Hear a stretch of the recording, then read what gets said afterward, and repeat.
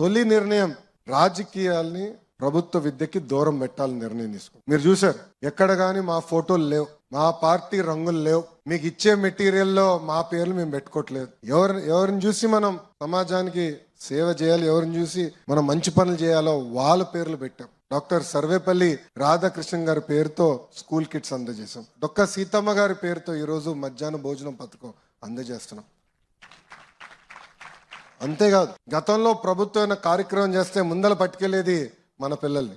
ముఖ్యమంత్రి గారి ప్రోగ్రాం వస్తే మనం వెళ్ళాలి, మంత్రి గారి ప్రోగ్రాం వస్తే మనం వెళ్ళాలి. నేను ఆదేశాలు జారీ చేశా, మన పిల్లలు ఎక్కడికి వెళ్ళారు, ఓన్లీ చదువుతారని.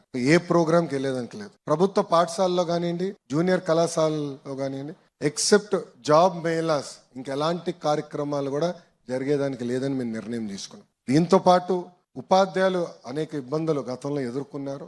యాప్ల భారం విపరీతంగా ఉంది. అది కొన్ని నిర్ణయాలు ఆల్రెడీ తీసుకున్నాం. ముందు కూడా మొత్తం స్ట్రీమ్ లైన్ చేసి యాప్ల భారం కూడా తగ్గించాలనేది మన ప్రభుత్వం నిర్ణయం తీసుకుంది.